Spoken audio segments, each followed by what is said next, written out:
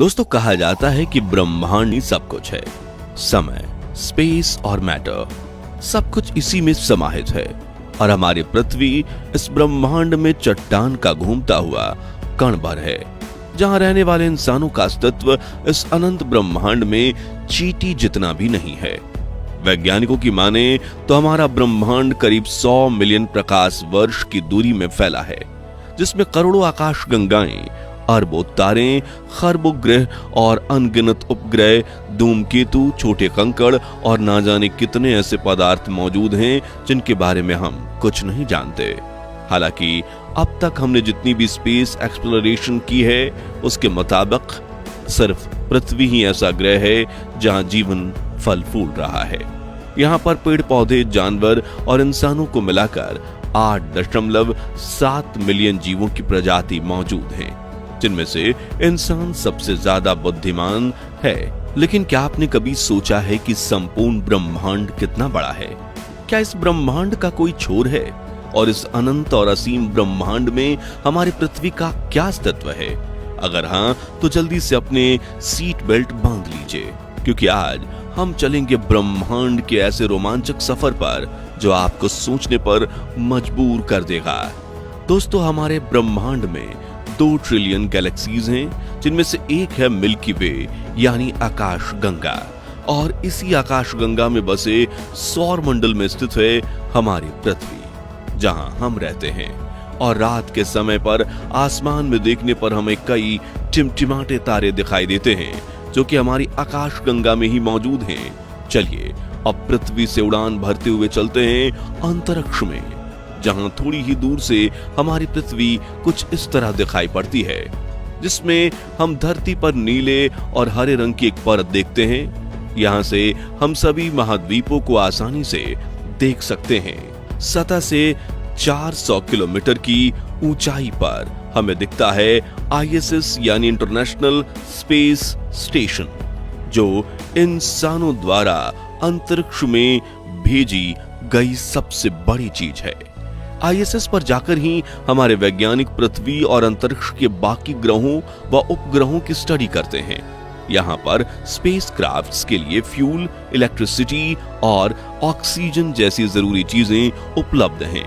वहीं यहाँ एस्ट्रोनॉट्स के रहने के लिए बंदोबस्त भी किया गया है। साल 1998 में ISS का पहला हिस्सा लॉन्च किया गया था, जिसके बाद इसके बाकी हिस्से लॉन्च करके इसे अंतरिक्ष में असेंबल किया गया। तब से लेकर यह कृत्रिम उपग्रह पृथ्वी के लगातार चक्कर लगा रहा है, वो भी करीब 28,000 किलोमीटर प्रति घंटे की रफ्तार से, जिससे इसे पृथ्वी का एक चक्कर लगाने में 90 से 93 मिनट लगते हैं। और ये एक दिन में करीब 16 बार पृथ्वी के चक्कर काट लेता है। दोपहर के समय ISS से पृथ्वी पर मौजूद समंदर और महाद्वीपों की आकृतियों को काफी आसानी से देखा जा सकता है। वहीं रात के समय में पृथ्वी के शहरों में जलती लाइट्स जगमगाते सितारों की तरह दिखाई देते हैं। अब सफर में थोड़ी और ऊंचाई पर जाएं तो हमें इंसानों द्वारा बिछाया गया सैटेलाइट्स का जाल दिखता है, जिनकी बदौलत हम मोबाइल, टीवी, रेडियो, इंटरनेट और इन सब का इस्तेमाल कर पाते हैं। अब अपनी रफ्तार को तेज करके चलते हैं चांद पर, जो कि पृथ्वी से 3,84,400 किलोमीटर की दूरी पर स्थित है। यहाँ से हमारी नीली पृथ्वी काफी खूबसूरत लगती है। और आज तक सिर्फ 12 एस्ट्रोनॉट्स को चांद पर जाकर ये खूबसूरत नजारा देखने का सौभाग्य प्राप्त हुआ है।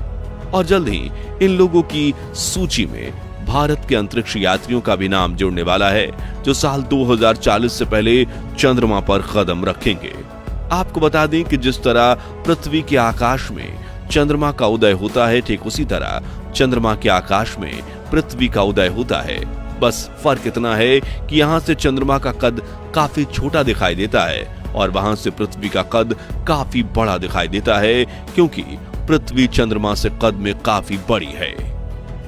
दोस्तों, जब हम सौर मंडल के जन्मदाता सूर्य की तरफ यात्रा में आगे बढ़ते हैं, तो हमें रास्ते में वीनस और मरकरी प्लैनेट्स दिखते हैं, जो पृथ्वी की तरह ही पथरीले ग्रह हैं, लेकिन सूर्य से बेहद करीब होने की वजह से इन ग्रहों का तापमान इतना ज्यादा है कि हम इंसान इनके वातावरण में दाखिल होते ही जलकर राख हो जाएंगे। जहां वीनस यानी कि शुक्र ग्रह तो अपने आप में कई रहस्यों को समेटे हुए है। जैसे कि ये पूरा ग्रह सल्फ्यूरिक एसिड के काले बादलों से ढका हुआ है, इसलिए वैज्ञानिक किसी भी टेलीस्कोप से इसकी सतह नहीं देख पाए और ये बादल शुक्र पर एसिड की बारिश करते हैं। और इन्हीं रहस्यों के बारे में जानने के लिए भारतीय स्पेस एजेंसी इसरो जल्द ही वीनस ऑर्बिटर मिशन लॉन्च करने वाला है।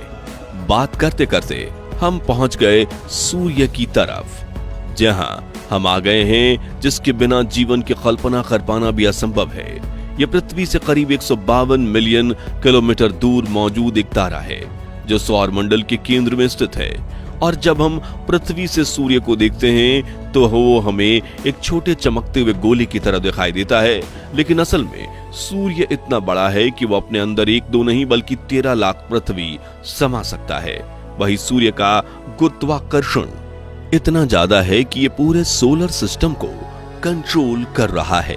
इसकी ग्रेविटी की वजह से मरकरी, वीनस, अर्थ, मार्स, जुपिटर, सैटर्न, यूरेनस और नेपच्यून जैसे 8 ग्रह, क्षुद्र ग्रह प्लूटो और अनेक चंद्रमा व धूमकेतु सूर्य की परिक्रमा करते हैं।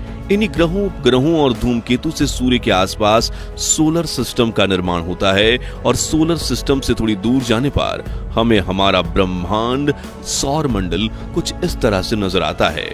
चलिए अब अपनी रफ्तार बढ़ाते हुए सौर मंडल के छोर पर पहुंचते हैं। यहाँ धूमकेतु का एक विशाल समूह दिखाई देता है जिसे कुइपर बेल्ट कहा जाता है। कुइपर बेल्ट में करीब 1 ट्रिलियन से भी ज्यादा धूमकेतु मौजूद हैं जो सौर मंडल को चारों तरफ से घेरे हुए हैं और ऐसा माना जाता है कि सूर्य का गुरुत्वाकर्षण बल यहीं पर आकर खत्म हो जाता है।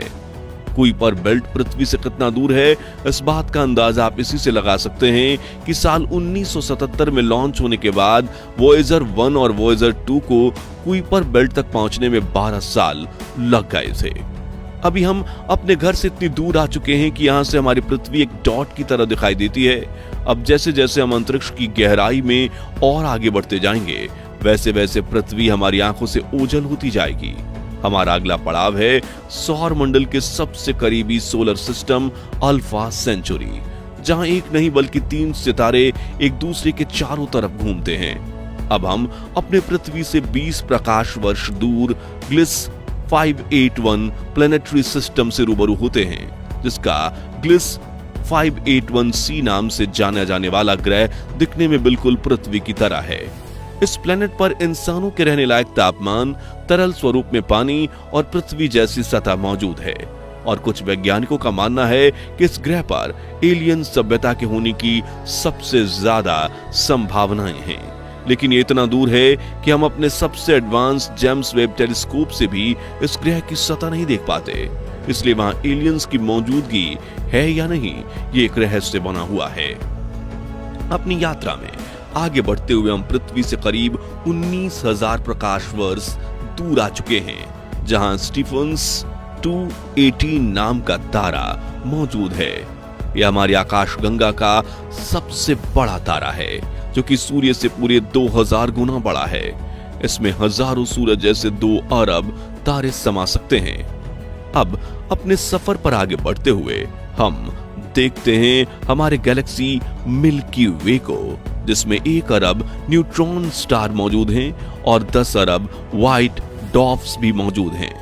वही हमारी गैलेक्सी में करीब 100 अरब प्लैनेट्स मौजूद हैं, अनगिनत धूमकेतु और खरबों छोटे छोटे पत्थर, कंकड़, स्पेस डस्ट और ना जाने ऐसे कितने ऑब्जेक्ट मौजूद हैं जिन्हें अभी तक हम जान भी नहीं पाए हैं। और इन सभी ऑब्जेक्ट्स को जिसे अपने आसपास थाम रखा है वो है हमारी आकाशगंगा का सेंटर। जी हाँ, यहाँ मौजूद सबसे बड़ा ब्लैक होल, जिसका नाम है सेजिटेरियस ए। यहाँ एक दिलचस्प बात यह है कि हमारी आकाशगंगा इतनी ज्यादा बड़ी है कि अगर लाइट भी इसके एक कोने से दूसरे कोने तक जाए तो उसे भी इस सफर को पूरा करने में लगभग 1 लाख साल लग जाएंगे।